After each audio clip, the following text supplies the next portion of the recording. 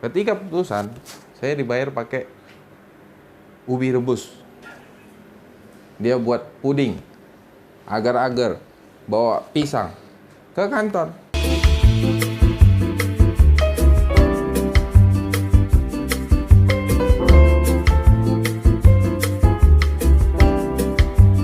Nama saya Ricky Kinarta Barus, S1 Hukum, SH gelarnya. Saya lahir di Medan 4 Januari 1990. TK, SD, SMP, SMA di Medan. Kuliah di Bandung, di Pajajaran, angkatan 2007. Dan di 2012 saya mulai berkarir di Jakarta. Awal karir saya bekerja di salah satu law firm di Jakarta. Namanya M. Jaya Hadi & Co. Setelah itu 1 tahun saya di sana. Setelah itu saya cari ilmu lagi, berkarir lagi di LBH Mawar Saron bersama dengan lawyer senior Bapak Hotmas Sitompul. Nah, di sana saya 4 tahun mencari ilmu, bekerja, melayani, membantu masyarakat tidak mampu di LBH Mawar Saron bareng teman-teman yang lain. Kemudian setelah merasa cukup, sebenarnya belum cukup sih, masih belajar juga. Belajar terus dan belajar terus, upgrade terus ilmu hukumnya agar klien puas dan nggak kecewa ya klien. Nah, setelah itu merasa cukup, merasa berani, ada mental dari guru saya, Pak Hotmas Sitompul. Akhirnya di 2015 saya beranikan diri membuka kantor bersama dengan abang-abang saya, Abang Artanta Barus dan Bang Indra Tarigan. Jadi kami bareng sekarang buka kantor sampailah saya duduk di bangku ini, Bang. Nggak kaya, nggak miskin juga, ada untuk kuliah. Untungnya, puji Tuhan, orang tua sanggup kuliahin saya dari awal sampai akhir ya. Ya, orang tua juga mampu kasih uang jajan juga di Bandung, tapi nggak seberapa lah ya. Kos-kosan juga dulu di Bandung, masuk-masuk gang itu. Terus kemana-mana nih angkot. Setelah 2 tahun kuliah, baru dibeliin motor Supra bekas.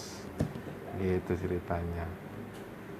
Ya, itulah makanya orang tua, bapak dan ibu udah berjuang cari uang buat bayar kuliah, makanya sekarang saya nggak boleh sia-siain itu, harus balas semuanya. Kalau bisa berlipat-lipat untuk orang tua saya, dan harus tetap juga membanggakan orang tua saya, karena udah susah payah dulu kuliahin saya, cari uangnya, belum lagi waktu dari masa kecil kan sampai SMA. Ya itulah, perjuangan itu harus saya lanjutkan dan harus saya buat bangga Batak ya. Nah, kalau pribadi saya sendiri, kenapa saya milih jadi lawyer? Dulu pernah saya kuliah acara pidana. Saya kan kuliah di Bandung. Saya waktu itu ngikutin sidangnya Pak Antasari Azhar. Waktu itu beliau didampingi sama lawyer-lawyer top, lawyer senior di Pengadilan Jakarta Selatan. Akhirnya saya memberanikan diri dengan uang jajan sedikit itu berangkat ke Jakarta untuk mengikuti sidangnya Pak Antasari Azhar yang diwakili oleh lawyer-lawyer top itu. Saya berangkat ke Jakarta bersama teman-teman, namanya Randy Anggara. Teman saya itu satu angkatan tuh di 4, Erman Safar dan Ardi Subarkah. Nah, sekarang Randy juga pengacara, Ardi juga jadi pengacara, ikut politik juga. Erman Safar sekarang jadi pengusaha dan calon wali kota di Bukit Tinggi. Ya, itu teman kompak saya dulu. Jadi kami berempat berangkat ke Jakarta nonton sidang Antasari. Waktu itu agenda pembuktian dan sampai putusan kami bolak-balik tuh dari Bandung ke Jakarta untuk demi nonton itu. Di situ ada Bapak Hotmas Sitompul juga, jadi ngelihat beliau itu kayak amazed gitu. Akhirnya saya punya pikiran, oh saya pengen nih kayak beliau-beliau ini, lawyer-lawyer yang top ini kan. Akhirnya saya tamat kuliah, coba masuk ke law firm itu tadi, law firm M. Jaya Hadi namanya. Saya lanjutkan setahun, terus saya coba lagi berkarir lagi bersama Pak Hotman Sitompul yang dulunya saya menonton dia. Pernah susah. Dulu saya tuh angkatan 2007 kuliah di Pajajaran. Nah di 2007 itu di Bandung saya dikirim orang tua 600.000 per bulan. Jadi berapa itu? 20.000 sehari. Itulah saya ini kan, saya atur keuangannya gimana supaya cukup kan. Walaupun kadang mama sama bapak kasih lebih juga sebenarnya, tapi kan ya itu pas-pasan sebenarnya. Itulah saya cukupin sampai tamat. Akhirnya tamat, saya punya tekad nggak boleh lagi minta sama orang tua, cari sendiri, sudah cukup sampai S1, nanti S2, S3 harus biaya sendiri gitu saya bang.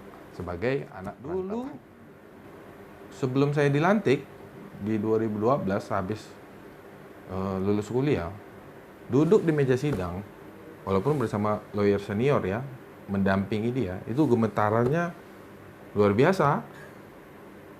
Mau ngomong apa aja juga nggak bisa, kayak nggak bisa ngomong gitu di sidang itu, di awal-awal. Tapi ya kan beriring berjalannya waktu sering sidang didampingi, dan di 2015 saya umur 25 dan udah bisa dilantik kan, minimal 25 itu kan umur dilantik. Akhirnya saya dilantik di Pengadilan Tinggi. Sudah pengalaman kan 2012 sampai 2015 3 tahun sering sidang, apalagi di LBH kan bisa ratusan saya tangani tiap tahun di LBH Marsaron itu. Jadi udah mulai kebentuk mental, bertemu sama guru saya Pak Hotman Sitompul, Bapak almarhum Anan Boyong juga sering main waktu itu ke LBH Marsaron, bertemu juga dengan orang-orang hebat seperti Junifer Girsang yang teman kompaknya Pak Holma itu. Terus sekarang bertemu juga sama Bu Elsa Syarif, sempat bertemu juga dengan Hotman Paris. Saya dibimbing juga dengan abang saya Indra Tarigan dan Artan Tabarus. Akhirnya punyalah mental. Akhirnya ya sekarang sidang malah saya yang ngotot daripada jaksa. Kalau misalnya jaksanya keliru, saya rasa ya harus saya ngotot demi keadilan si orang yang lagi berperkara. Kadang hakim juga kalau misalnya ada yang keliru, saya pasti sampaikan. Interupsi, saya minta izin. Saya harus kasih tahu, oh begini ceritanya. Jangan sampai keliru dan merugikan si pihak yang berperkara yang sedang. Itu saya dapat pengalaman berharga itu di waktu belajar di LBH Marsaron itu. Waktu itu saya nanganin perkara perdata ada, pidana ada, dan itu semua orang nggak mampu. Ketika putusan, saya dibayar pakai ubi rebus. Dia buat puding, agar-agar, bawa pisang ke kantor. Tapi karena udah selesai putusannya dan dia puas dengan putusan itu, rasanya beda. Mau dia ngasih cuman pisang, daun ubi rebus, rasanya nikmat gitu, nggak mandang itu. Dan apalagi waktu itu kan masih muda, masih giat-giatnya saya pengen belajar terus, cari ilmu terus, cari pengalaman terus sama si pengacara senior itu, Pak Hotman Sitompul. Jadi nggak mikirin duit di situ. Apapun katanya ya udah belajar aja dulu, upgrade aja dulu. Belum lagi peraturan banyak banget kan, jadi harus ngikutin terus aturan yang terbaru. Revisi undang-undang ikut terus.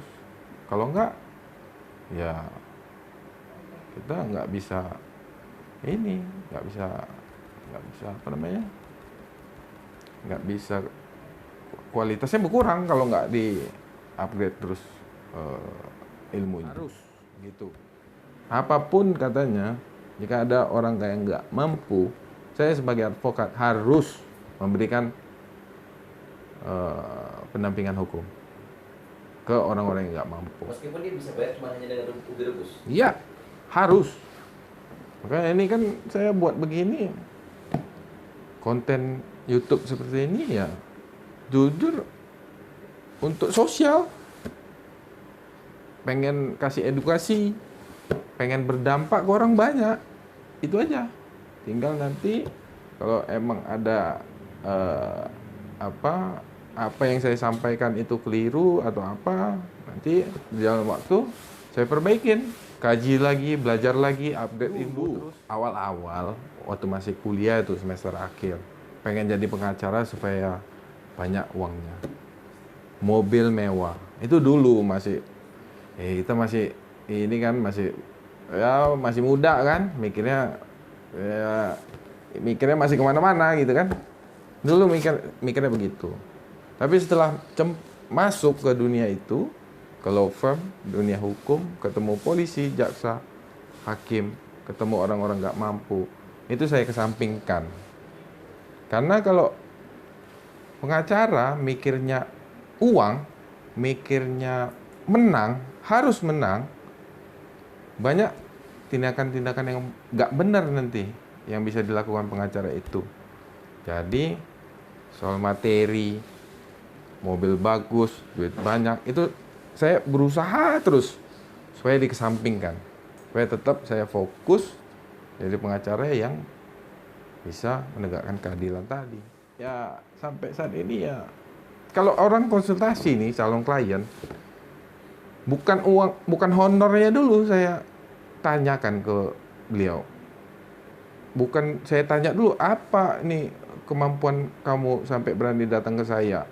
Berapa kemampuan kamu? Bukan itu. Ketika calon klien datang ke saya, konsultasi, saya tanya perkaranya apa? Ceritanya bagaimana? Kronologisnya apa? Buktinya apa? Lalu saya sampaikan langkah hukumnya seperti apa. Setelah itu baru terakhir bicara honor. Kalau dia memang mampu. Kalau nggak mampu ya kita free, kita kasih free dari lawyer fee-nya.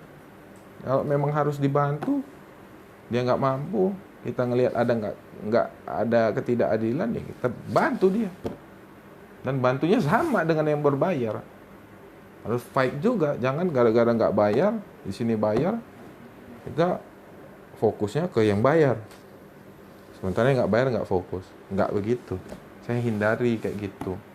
Supaya apa? Ya itu tadi, tetap ya apa namanya? Namanya juga officium nobile kan, pekerjaan yang terhormat. Hukum itu banyak orang nggak mengerti, terlalu banyak orang di negara kita ini nggak ngerti awam hukum. Saya langsung berpikiran, oh ya benar juga.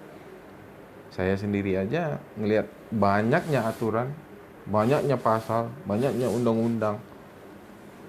Masih harus belajar lagi, harus baca lagi, upgrade terus. Apalagi orang yang awam hukum ini. Jadi saya kepikiran, wah benar juga nih teman-teman wartawan. Akhirnya saya ajaklah teman-teman wartawan ini untuk buat konten YouTube. Ya tujuannya apa? Untuk itu tadi, kasih edukasi buat orang-orang awam hukum ini. Jadi mereka yang tadinya nggak mengerti, mudah-mudahan dengan adanya konten YouTube ini menjadi lebih mengerti lagi mengenai hukum yang banyaknya minta ampun di negara kita ini. Ya poinnya, ya saya sebagai pengacara, walaupun masih muda ya, belum terlalu ini pengalamannya, jam terbangnya, ya saya pengen berdampak aja ke orang banyak.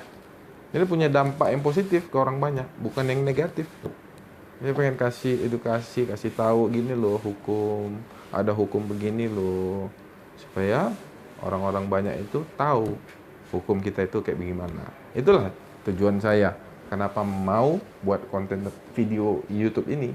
Oke. Justice Seeker, saksikan terus Tarigan Barus Channel. Melek.